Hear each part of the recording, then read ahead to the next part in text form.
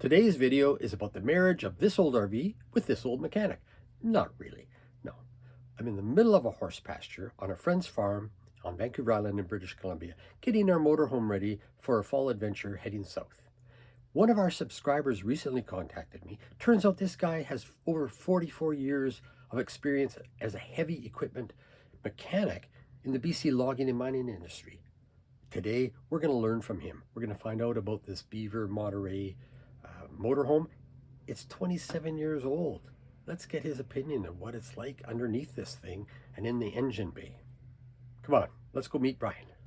Hi folks, this is a special edition of This Old RV, which is me, meeting up with this old mechanic. And that's Brian. Which is me. Let's make it clear.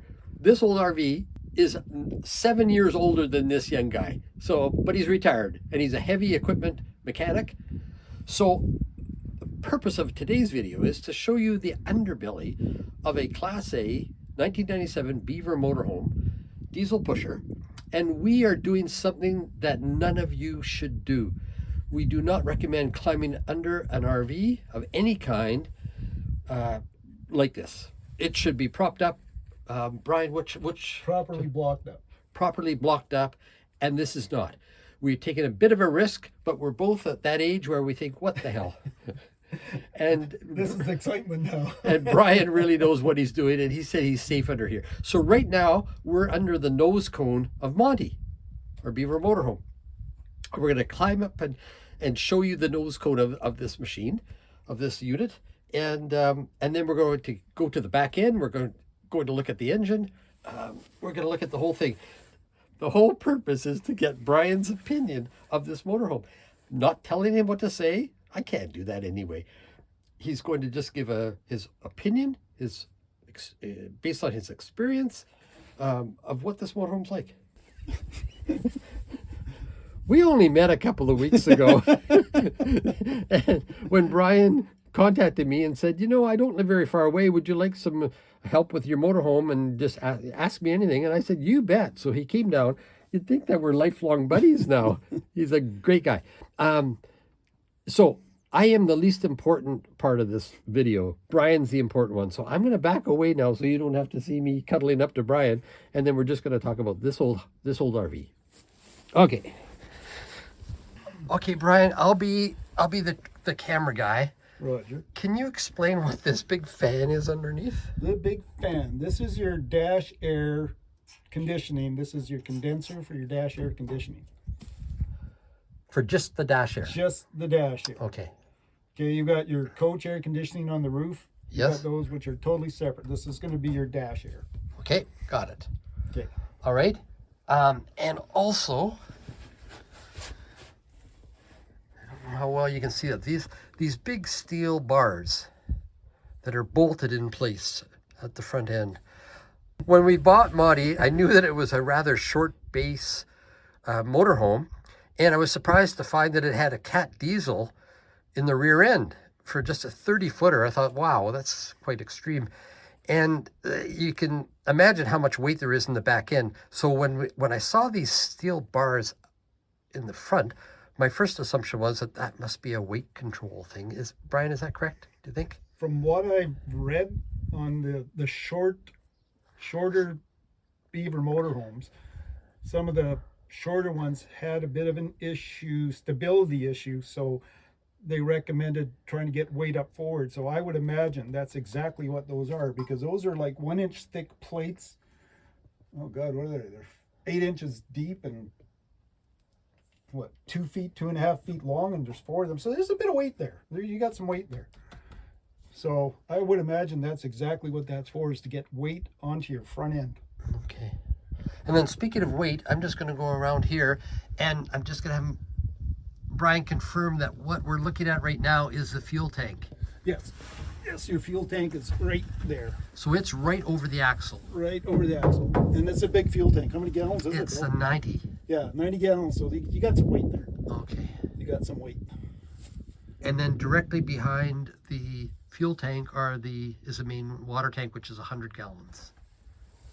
Directly behind. Well, is your propane tank. it's quite far back. Actually, it's probably another 8 feet. it's more in the center. We'll look at that later. It's hard to see from underneath, but there is a 100-gallon water tank at the back. Okay. Brian, could we just go up into the nose cone of this thing? Sure. I'm just amazed at how much room. Look, you got two old guys crawling around on their butts. Hands and knees. And I'm just going to sit down here. We're just going to look up into the nose cone, which is, it's big enough to stand up in. Yeah. So this is going to be your heater AC unit. It's going to have your core in it, your two different cores. Okay. Your wiper motor and linkage for your wipers. Yes. Let's see if I can stand up in here. There's lots of room. Should be able to. There we go. Wiper motor, your linkages going to your two wipers. These will be your air supply to your defrosters. Okay, this is all your controls. This is going to be your hot side for your heater, your hot water. Yes. This is going to be the air conditioning part for your, it's not Freon. We don't call it Freon because it's not Freon. So your 134A refrigerant. And this is all dash air. This is all dash air. Yep. Okay. And amazing, dryer. you know, and it's amazing. This coach is 27 years old, and the air dash works really well. Still works good. Yeah, Yeah. it does. Yeah, there's things in here. Okay. Not going to get into the theories of air conditioning. Okay. There's a little air valve here, 12 volt air valve. No idea what it is. In the heavy duty world, we call little air valves. We don't know foo-foo valves because A foo-foo valve. foo-foo valve, yeah, because at some point in time it'll go foo-foo. I don't know what that is. I got no idea. All right. Maybe your air horn. Can you push? Does the air horn work with the horn button? Yes. Okay, yeah, that's probably Yes. your air horn. Yes. That's your air horn. Okay. Yeah, solenoid for your air horn. Steering box. Yeah, that's your steering box. Oh, okay. And there's fluid in there? Yes, power steering. There's a big power steering pump on the back, Okay. which I believe also runs your stabilizer jacks on this. And what else? Okay, so things. Oh, so that's interesting. Sorry. So you're saying, I'm just going underneath here again.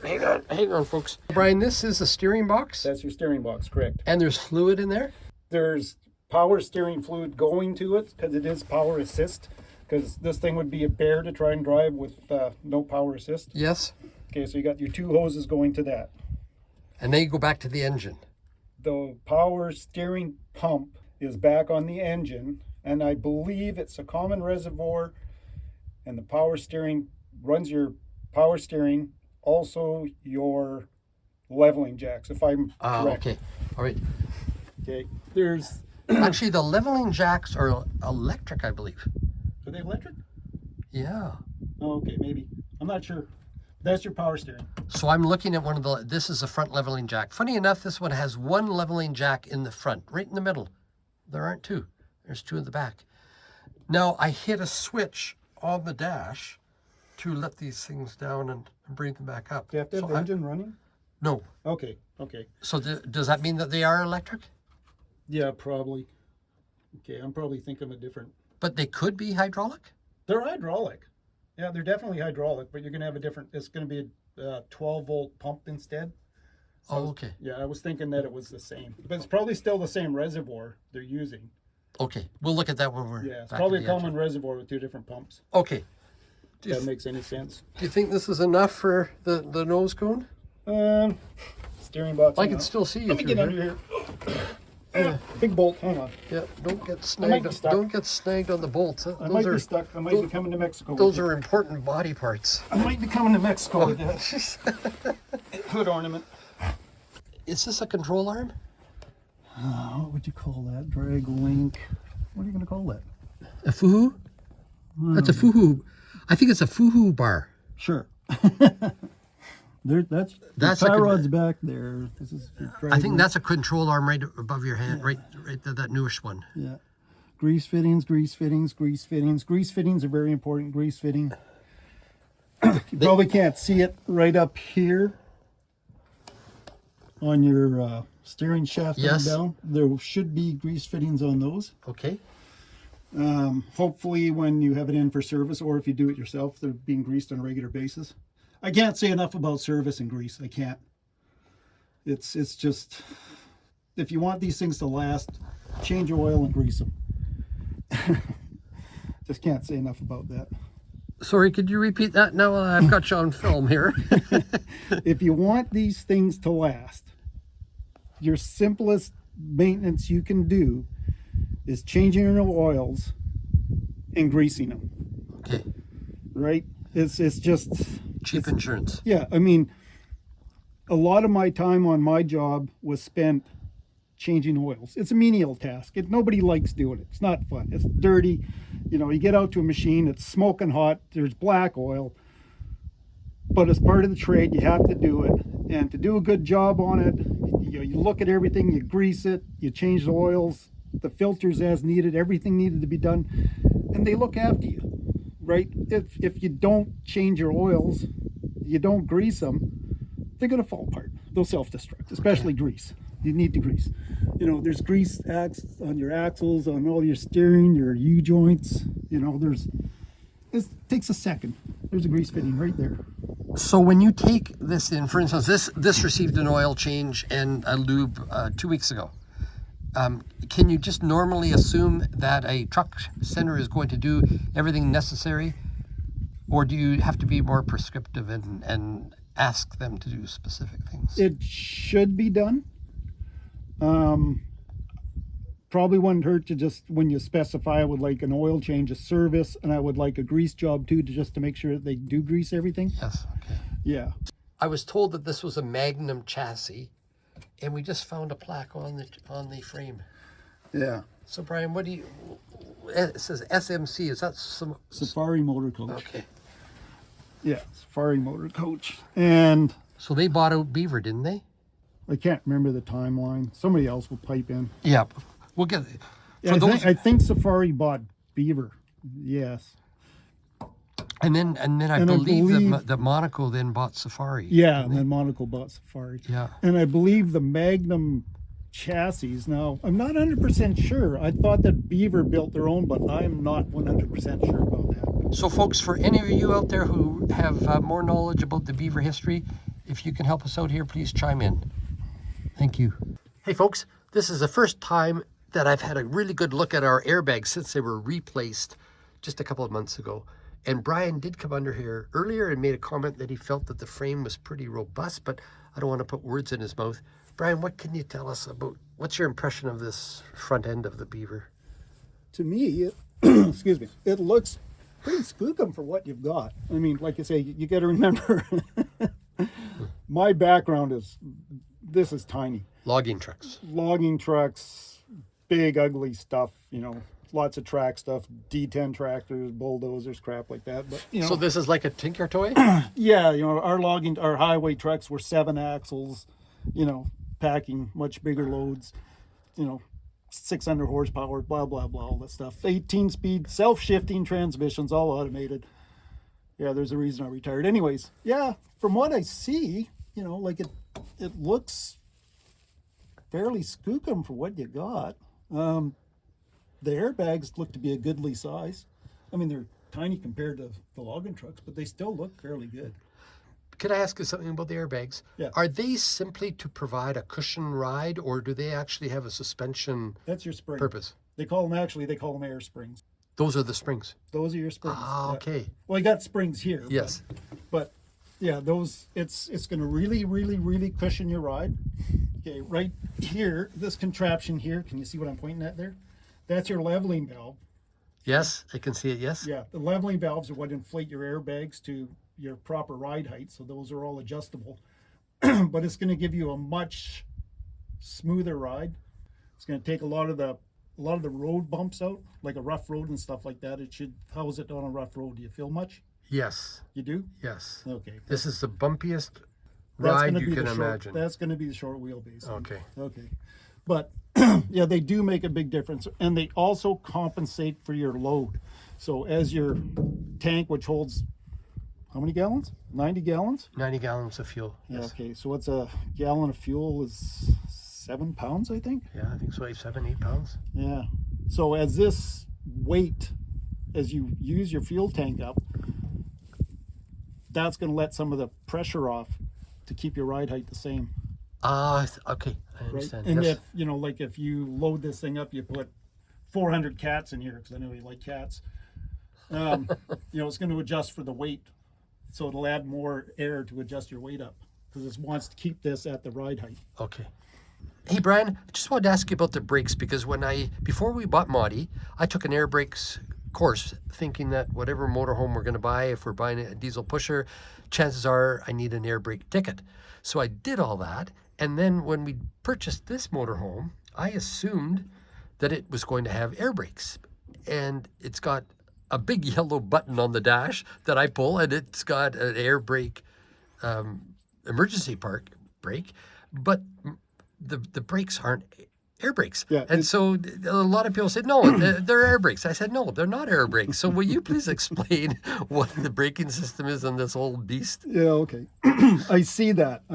Excuse me for a second. I even see that on a lot of, I pose questions asking people about the brake system, and which is actually one of the reasons why I contacted Bill's, because I wanted to come down and see this for myself. Because people were saying it's an air over hydraulic system. I get it. It's got an air compressor. It's got an air tank. It's got the big yellow button, just like a semi-truck. You pull it and the brakes go psh, right? But this is not air brakes. The service brakes, the brakes that you stop your vehicle with, the service brakes, are hydraulic. Your brake master cylinder up here runs hydraulic fluid, and there's a power assist that's running off your power steering pump. That's the other thing on the power steering pump. And it also, I don't know if you can see that, Bill, but right there, that little thing there, that's a little electric motor. Can you tap it again with your hand? This thing right here. Come around. Ouch. Okay. Okay, can you see tap that? it, you Yeah, tap it so now? that's a little electric motor. So that if you were to lose engine power, power steering pump, brakes, that will kick in and give you some emergency assist to help you stop this thing. Ah, okay. Okay, but the brake system for your parking is a drum brake on your transmission, and it is spring applied and air released. So it's a hydraulic brake system for your service brakes, which are the brakes that you use every day. You know, that's your service brakes, are the brakes when you step on your pedal. Yes. Parking brake is the big yellow button. Yes. That's your parking brake. Gotcha. Two total different systems. Okay. That in the back is an air system. It's an air brake, and all it is, like when we get back there, I'll show you, it's just a big cylinder with a spring in it, and the air has to release it. So if you lose air pressure, that brake comes on. Should we head back there now? We can head back wherever you want. Okay. But it is hydraulic brakes with hydraulic assist. Gotcha. Okay, Brian's sitting on his butt again. Good grief. I may Brian, not be as old as you, but I'm still old, okay? I've always wanted to ask somebody more about this. What do you call this? This bay. This is service bay. service bay. Service bay. So whenever we have oil changes, I initially, when we bought Monty, I used only cat filters, thinking, well, it's a cat diesel. It's important to do that. Then people started telling me, no, you don't really need cat filters. So can you explain, Brian, these filters to begin with, and then tell me what your thoughts are? Fuel, that's your pre-filter. Water separator, pre-filter. Both fuel filters. Yeah, fuel water separator says right on. So you have a primary and a secondary filter. Yes? Take the worst of it out, take the fine junk out. Gotcha. Okay, because you want your fuel to be clean. If you have dirty oil or dirty fuel, you're in for an expensive lesson. Okay. You don't want to do that. Like I say, you want to keep things clean. Filters, cat filters are good. I'm not going to knock cat filters. They're expensive. Are they necessary for like Monty? Baldwin, Fleetwood, Donaldson. I don't have a problem with it. I'll tell you a story. I've changed a lot of filters in my life. Like I said, as part of being a mechanic is servicing the equipment. I was servicing a piece of Caterpillar equipment. I'm trying to remember what the heck it was. And it had a spin-on filter, much similar to this, but it was a hydraulic filter. And part of our service was when you changed it, you took the filter and you cut it open and you inspected it for any... Hi, Izzy. Hi, Izzy. You inspected Hi, it. Izzy. You inspected it for any foreign material, any pieces of brass or metal or whatever. Yes. Right? So I cut this this silly Caterpillar filter open, took the element out, and it said Fram filters right on. It said Fram India with the part number. Seriously. So they'd taken the Fram filter and wrapped the Caterpillar filter around it. So, I mean, after I saw that one, I went, whatever. Yeah. You're starting it up, you're driving, which is good. Long idles are bad. Stop and go. Oh, going out and starting your bus up and letting it run for half an hour. Bad and not good. Let it warm up. Let it warm up. I mean, if you can take it for a drive, that's the best thing. Like a 20-minute drive. But idling is bad? Idling's bad. If you get one of the new ones with diesel particulate filter in it, Yes. it's a nightmare. Idling kills them because the DPF will plug up. Okay. Right. Then you read all the stuff about the the regens and this blah blah blah. Yeah. This is a simple system. The exhaust comes out, goes through the turbocharger, it's gone. And Brian, one other thing, I told you about how we had overheated on several of our trips to the USA, and you asked me about how long I let the engine run before shutting it down. Oh yeah. And I said, yeah, sometimes 3 minutes, and you said, no, not long enough. Yeah. If you're climbing a big hill and your engine is heating up to the point where you need to pull over and let it cool down, don't shut your engine off. The best thing you can do is leave it in neutral and bring your idle up a little bit to maybe 1,000 RPM, 1,200 RPM. That gives the air pushing through the radiator time to cool the water, and the water to circulate through your engine and cool it down. And the other part is your turbocharger. There's little bearings on the turbocharger that are oil fed for lubrication, and the turbocharger spins really fast. If you shut your engine off when that turbocharger is smoking hot, the oil is going to basically burn and turn into carbon. It's called coking your bearings. Yes. Yeah, and well, it's a good way to ruin your turbocharger. Okay. Okay, we're looking, Brian, I'm looking at the valves and going down to look at the tank. There's your tank. Yep. That's the compressor tank. Yep. There's your tank, your air reservoir. Okay. Now, if this was an air-equipped vehicle, it would have many more tanks. Okay. Okay, we're forward of the engine. We're looking at the transmission. Transmission. Yes. Oil pan. Yes. Okay. And your underbelly. My belly. Your belly. That was that lunch you bought me. Okay. Okay. Can you see this right here? Hang on, I'm going to stabilize this camera. So yes. Okay. That right there. Yes. Yes. That is your parking brake. Parking brake. Okay. Okay. On the back end of your transmission is just a great big set of brake shoes. This linkage right here, if you can see that. Yes. Okay. That's a cable going up. I don't know if you can see this. Right up to here. Can't see to there, no. Okay. There's a air cylinder on there Yes. with the spring in it. And it's spring applied, air released. So you have to have air to release the parking brake. If you don't have air, you can't move. So, which is a good thing, because if it was air applied and your air bleeds down, which it does, you would have no parking brake. So can you explain, so when I park this puppy Yeah. and I pull the big yellow lever that Yeah. says parking brake, Yeah. is it activating that arm right above your head? Yeah. Okay. Okay. And you hear the psh, when Yeah. you- right? Yes. Okay. So what it's doing is the air that's in this that you can't see, Yes. the cylinder is exhausting that air. Okay. And the spring is applying the brake. Ah, okay. And it's adjustable? Yep. Yep. Okay. There'll be adjustments on it. Okay. Yeah, I don't think we there. can see it from here. Okay. You Yeah. got your U joints, which Yeah. are another. I would like to see those greased more often than once a year. Okay. Yeah.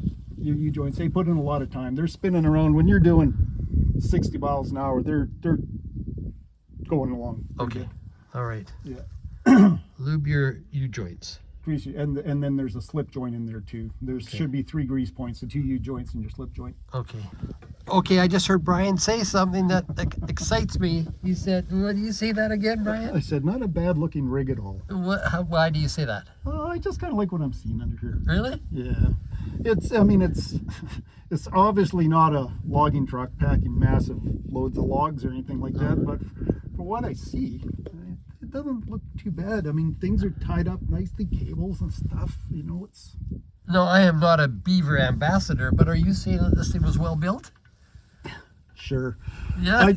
Honestly, I haven't really looked at too many other Class A's, so I really don't have anything to compare it to. Okay, I'm coming out, Brian. I'm stiff. I don't know about you. Somebody grab my... Are we taping or not? We're Bill? taping now. That was a lot of work. I had to climb under there on my belly while you got yourself dirty. Yeah, that was a lot of work. Let's go in and have a beer. Let's go. Okay, folks, we're inside where it's actually cooler. There's a bit of a breeze. And here's our trusty heavy-duty mechanic, Brian. With our Cat 3126 engine. 3126 engine. Okay. So, Okay, it's a bit of a beast, isn't it? About the exhaust brake.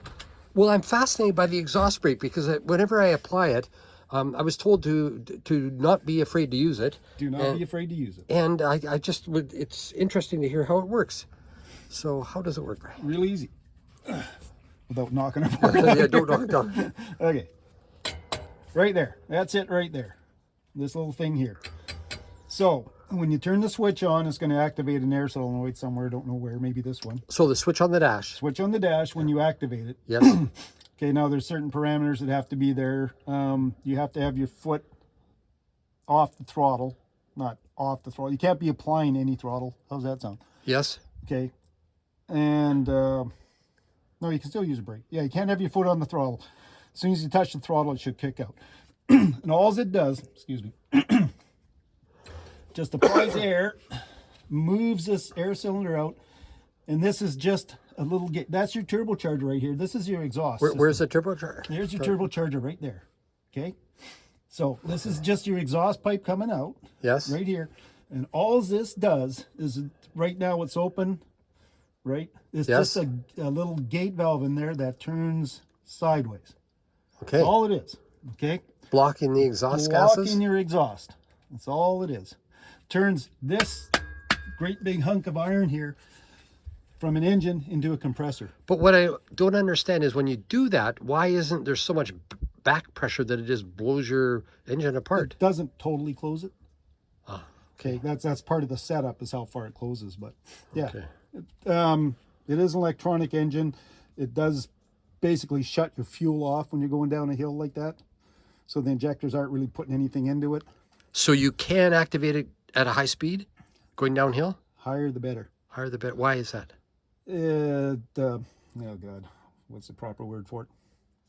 It works better at higher RPMs. Okay. Okay, because it's faster. You Yeah. know. And it doesn't harm your engine. No. You don't have to worry about it. Oh, okay. Okay, it's not a Jake brake. Okay, Jake brake is a total separate system, total different system, works total different way. Okay. Okay, this is an exhaust brake. Okay. Okay, it's an aftermarket add-on. It's really super simple, easy, works super good. Is this a good engine, do you think, for this motorhome? Good match? I never really had a whole pile to do with them other than driving them.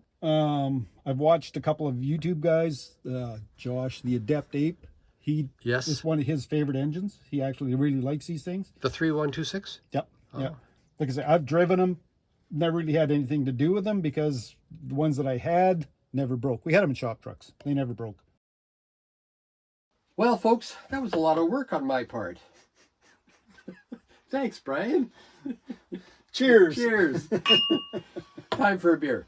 On a serious note, I want to thank Brian for taking the whole day to come down and visit with me and to take a look at the underbelly of Monty as I took a shot of the underbelly of Brian. We had a good time. You got the belly. Really, You got the belly. We got the belly. We had a good time, and I hope this video is useful and wish you all well, and we'll see you next week. Thanks, Brian. And maybe you'll see me in the future. Who knows? It was fun. Love to see you again. Bye all.